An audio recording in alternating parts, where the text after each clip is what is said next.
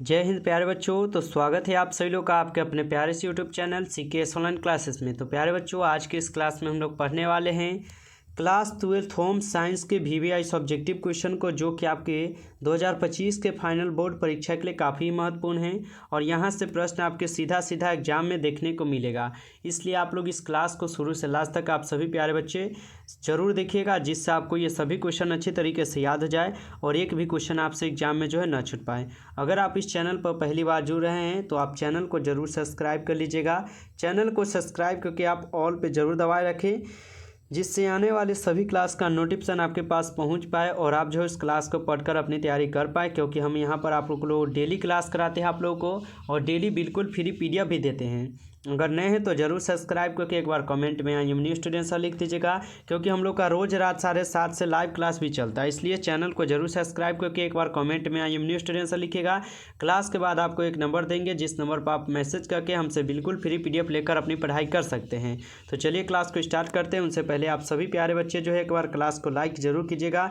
जितने भी बच्चे जो है क्लास में आए हुए हैं, आप सभी प्यारे बच्चे जो है एक बार क्लास को लाइक कर दीजिए। उसके बाद हम क्वेश्चन देखते हैं। आज का पहला नंबर क्वेश्चन क्या है, चलिए हम लोग देखते हैं।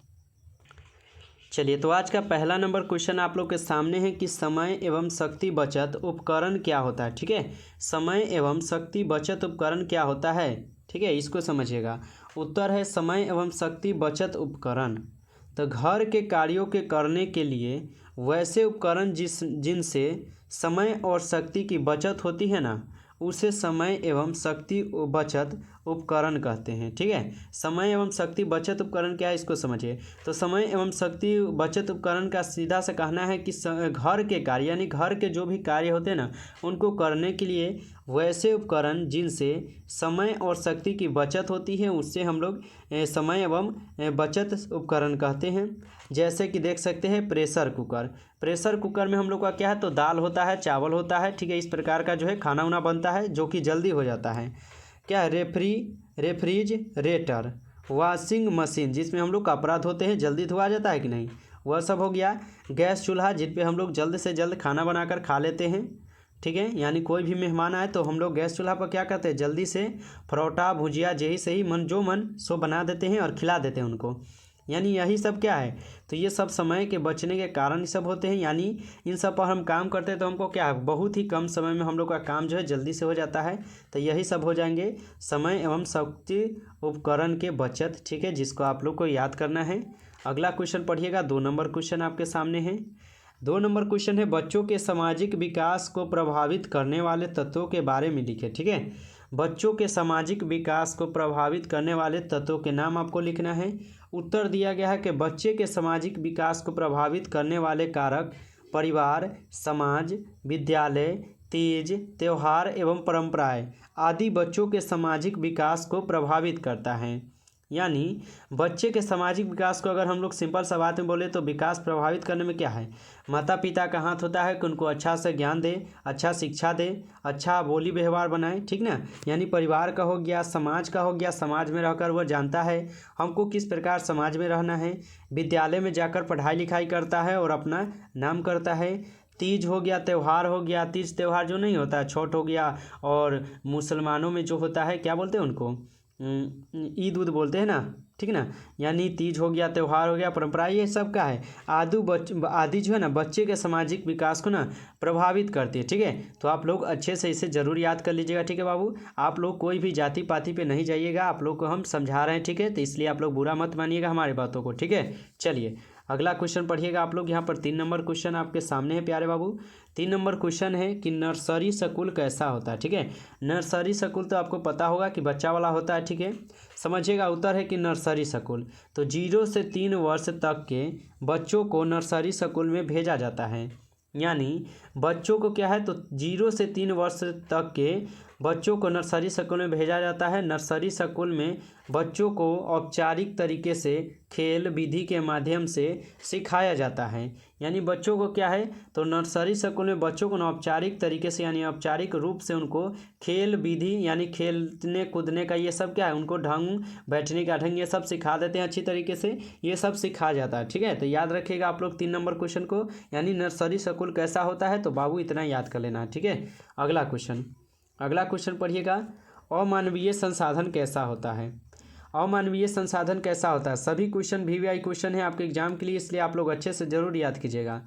और क्या है अमानवीय संसाधन कैसा होता है, समझिएगा। उत्तर है अमानवीय संसाधन, तो इसके अंतर्गत भौतिक संसाधन, मकान, वस्त्र, उपकरण, चाल तथा अचल संपत्ति तथा सामुदायिक सुविधाएं, पार्क, अस्पताल, डाक सेवा, रेल तथा बस सेवाएं, बिजली, पानी आती है। ठीक ना, ये सब क्या है तो अमानवीय संसाधन में आते हैं। ठीक है, मेज, कुर्सी, गैस स्टोव, कपड़े आदि वस्तुएं कोई भी खरीदा जा सकता है। इस प्रकार के सभी संसाधनों को गैर मानव संसाधन भी हम लोग कहते हैं। यानी इस प्रकार के जो भी संसाधन होते हैं उनको हम गैर मानव संसाधन भी बोल सकते हैं या कहते हैं।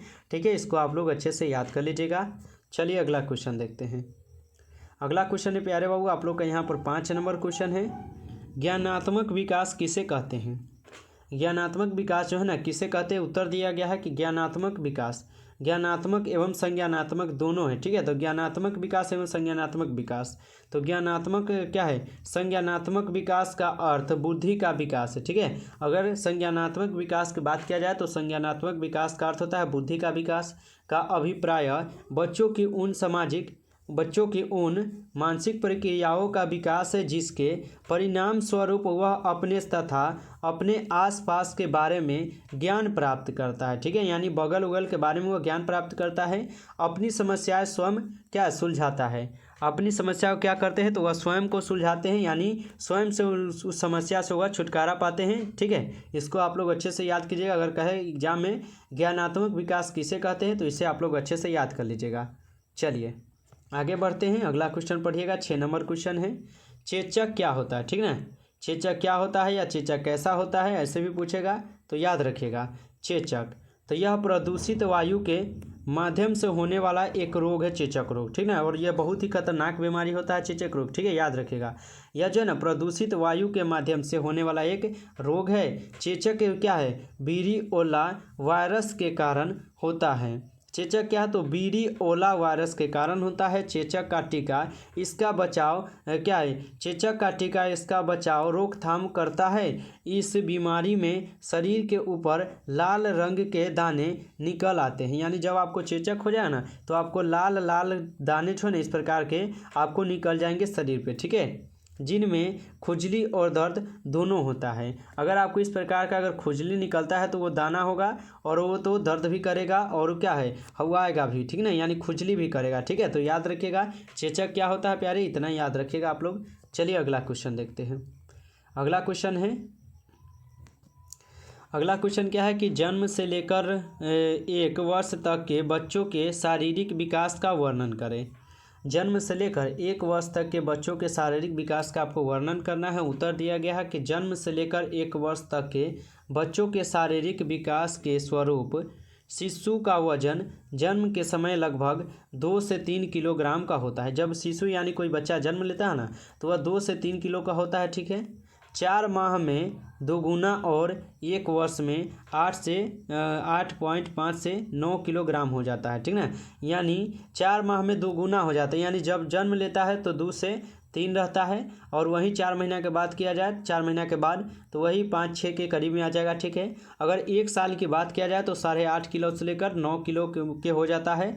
नवजात शिशु के जन्म के समय 270 अस्थियाँ होती है, यानी जो बच्चा जन्म लेता है ना उसमें 270 अस्थियाँ होती है जो नर्म एवं क्या है स्पंज नुमा होती है। जन्म के समय लंबाई क्या है तो 45 से 52 सेंटीमीटर होता है, जो 1 वर्ष में लंबाई लगभग 80 सेंटीमीटर हो जाती है। शिशु के दांत 6 माह से 1 वर्ष की आयु के बीच मसूढ़ों से बाहर निकलते हैं, यानी जो भी बच्चा होता है ना वह तो उसको 6 माह में या क्या है तो 1 साल में, यानी 6 माह बोले या 1 साल में उसी के बीच में क्या है तो उनको जो दांत होता है ना उसका जो मसूहा होता है वह क्या है तो निकल जाता है। ठीक है, चलिए याद रखिएगा इसको भी आप लोग। चलिए अगला क्वेश्चन देखते हैं। अगला क्वेश्चन है कि केयर से आप क्या समझते हैं? केयर से प्यारे बाबू आप क्या समझते हैं इसको समझिए। केयर तो केयर की स्थापना कुपोषण निवारण हेतु 1946 ईस्वी में की गई थी। ठीक है, केयर की स्थापना कुपोषण निवारण हेतु 1946 में की गई थी, जिसने 1951 ईस्वी में भारत की प्राथमिक पाठ्यशालाओं में दोपहर का आहार भोजन शुरू किया। यह मैटरनल और चाइल्ड हेल्थ केंद्र भी था। दूध, सोयाबीन तथा पौष्टिक भोजन उपलब्ध कराता है। इसके द्वारा गेहूं, ड्राई मिल्क, मक्खन, चीज़ तथा सोयाबीन तेल वितरित किए जाते हैं। यह क्या है तो प्रांतीय स्तर पर सेमिनार, वर्कशॉपों आदि का आयोजन करता है।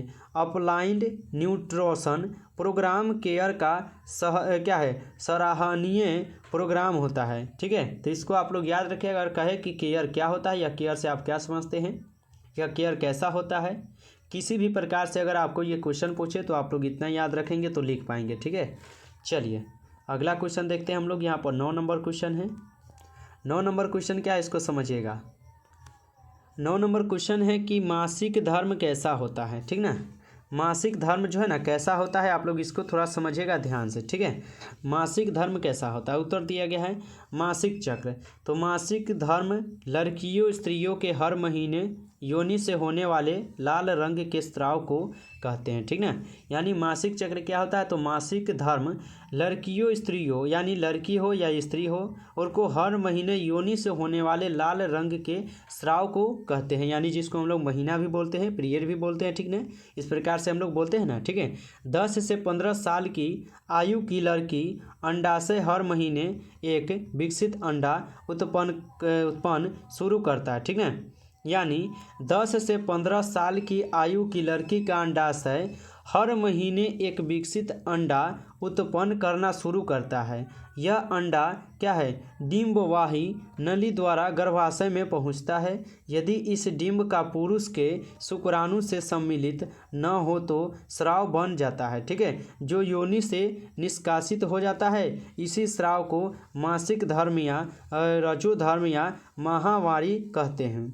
यह महीने में एक बार आता है, यानी पीरियड जो है या महीना बोले वो महीना में सिर्फ एक बार ही आता है। ठीक है, याद रखिएगा। ठीक है, तो इसे आप लोग अच्छे से याद कर लीजिएगा, अपने शब्दों में लिखिएगा आप लोग। ठीक है, अपनों शब्दों में अगर आप लोग बयान करते हैं तो आप लोग ज़्यादा से ज़्यादा करेंगे तो ज़्यादा नंबर मिलेगा। ठीक है, इसलिए आप अगर लड़की है तो आपको तो पता होगा, अपने शरीर के बारे में आपको अच्छी तरीके से पता होगा और आपको यहीं पर आपको अपने शरीर के बारे में यहाँ पर लिखना होता है कि हाँ ये क्या होता है। ठीक है, तो इसको आप लोग हो सके तो याद कीजिए या अपने शब्दों में आंसर दीजिएगा आप लोग जरूर। ठीक है, चलिए अगला क्वेश्चन देखते हैं हम लोग। 10 नंबर क्वेश्चन है, निसंक्रामक से आप क्या समझते हैं। निसंक्रामक से आप क्या समझते हैं इसको समझिएगा। निसंक्रामक, ठीक है, वैसे पदार्थ निसंक्रामक कहलाते हैं जो रोगों के जीवाणुओं तथा उसके विष को नाश करने के लिए में लाए हैं। ठीक है, जैसे DDT, ब्लीचिंग पाउडर, क्रिसोल, ताज़ा चूना आदि। ये सब क्या है तो एक क्या है DDT, ब्लीचिंग पाउडर, क्रिसोल, ताज़ा चूना, ये सब क्या है तो निसंक्रामक कहलाते हैं। ठीक है, इसको आप लोग अच्छे से याद कर लीजिएगा। ये ज़्यादा क्वेश्चन इंपॉर्टेंट नहीं है, फिर भी याद अगर कर लेते हैं तो अच्छा ही रहेगा। ठीक है, याद कर लीजिएगा, हो सके कहीं पूछ दिया जाए ये प्रश्न। ठीक है, चलिए आज की इस क्लास में हम 10 क्वेश्चन आपको पढ़ाए हैं। अगर आप लोग को क्लास अच्छा लगा हो तो क्लास को आप लोग ज़रूर लाइक कीजिएगा। चैनल पर पहली बार जुड़े हैं तो आप लोग ज़रूर सब्सक्राइब करके ऑल पे दबाइएगा, जिससे आने वाले और भी क्लास का नोटिफिकेशन आपके पास पहुंचता रहे और आप जो उस क्लास को पढ़कर अपनी तैयारी कर पाएँ। ठीक है, तो चलिए आप लोग जो है नए हैं तो आप लोग इस नंबर पर मैसेज कर लीजिएगा 962 18 834। अगर आप नए हैं तो इस नंबर पर आप मैसेज करके हमसे बिल्कुल जो है फ्री PDF लेकर पढ़ सकते हैं। तो ज़रूर आप सब्सक्राइब करके इस नंबर पर मैसेज कर दीजिएगा और क्लास अच्छा लगा हो तो ज़्यादा से ज़्यादा आप लोग दोस्तों को शेयर कीजिएगा और कमेंट में प्यारा सा कमेंट आप लोग को करना है कि क्लास कैसा लगा है। आप लोग को कमेंट जरूर करके बताना है, इसलिए कमेंट एक जरूर कीजिए आप लोग। ठीक है, चलिए मिलते हैं फिर नेक्स्ट क्लास में, तब तक के लिए आप लोग मन लगाकर पढ़ाई करते रहिए। टेक केयर सभी प्यारे बच्चों को, बाय बाय।